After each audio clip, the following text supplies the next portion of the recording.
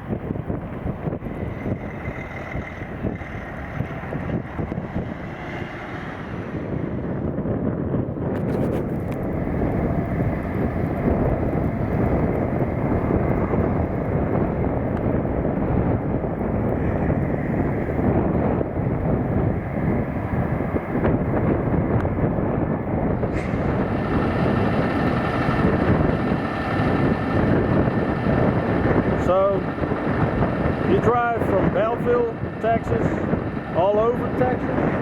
Wherever. Oklahoma? All 48 states? What year is this truck? 2020? How long do you drive a truck? I've been driving since I was legally 18. 41. So you're driving like 21 years? About 22. So it's 2020. So is the engine also 2020? Everything original? Everything's original, but the engine's like an 18. It's just the year model figured up. Every year, we're always ahead. A year.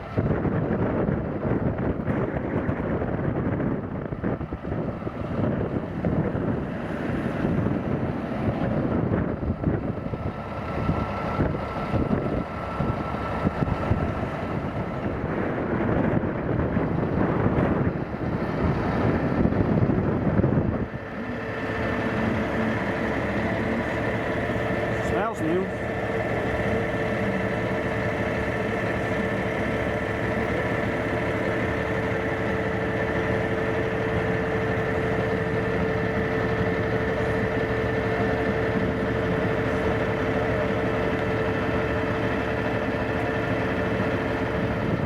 Why did you choose for this paint scheme? Because it looks like old school. Well, I tried to keep it as old as I could. I just wanted to be different. And I thought I'd had it completely different until I saw one. It was up in Oklahoma, and it's actually on the 350 now. That's the only one I know with the color. It's beautiful. It's actually color. a Kenworth paint scheme. Oh, really? Yeah.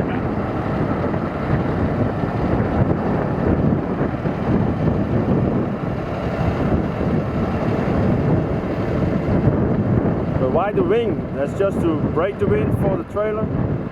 Yeah, I've To always save a liked little bit gas? I've been growing up in the 80s.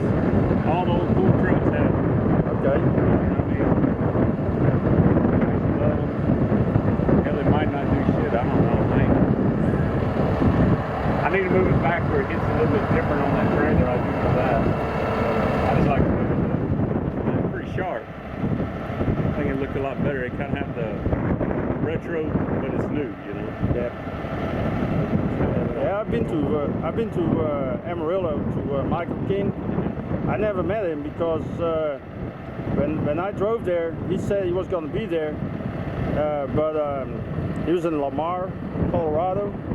So I missed Michael, but I bet I'm going to see him one day. I just don't know when. Yeah. But you always had like spread axle trailers, or had like you always see like the axles towards each other. You had them also. What drives better? To me, the spread.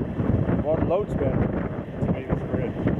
Like you have an. The bad thing is, to me, this is my opinion. To me, you lose space for cows. You get on the packer cows or something, you want to close down because you lose that little bit of space like you are. So, Matt, what do you like about hauling cattle?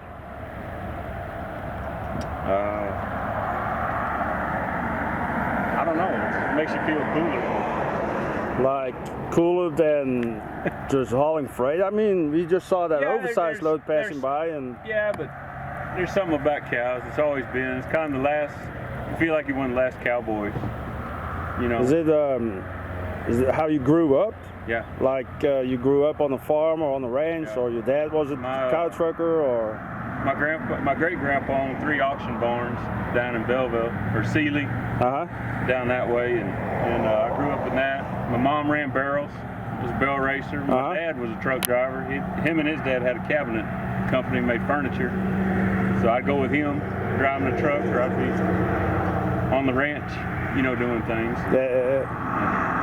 I started working in high school for a guy that had roping calves and roping steers, and I guess I was 15, and by the time I was 16, I had me a pickup and my own gooseneck.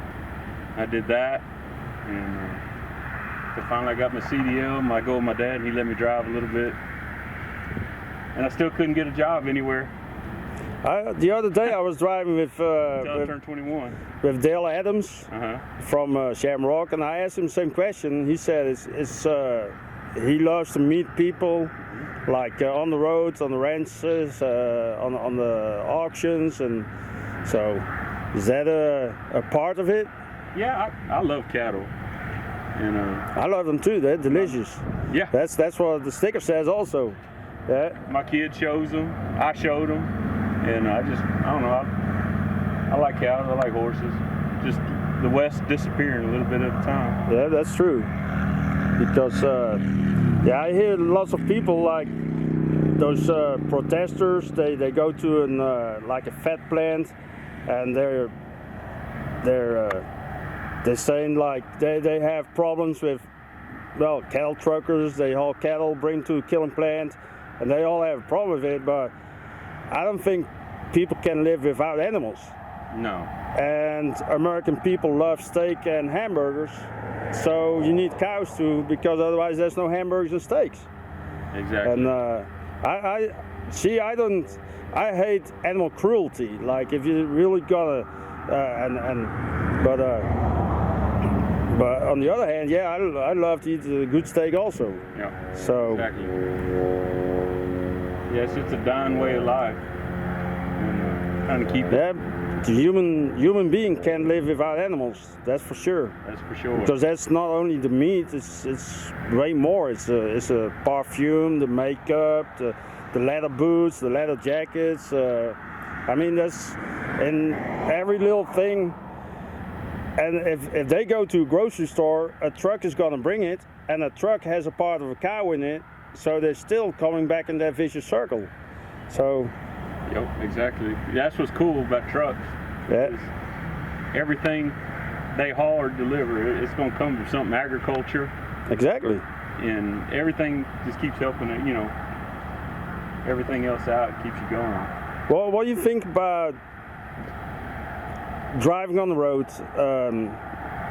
have people respect for you, what you do? With a cattle truck a little bit more. But they give you the room to go to the left lane? No.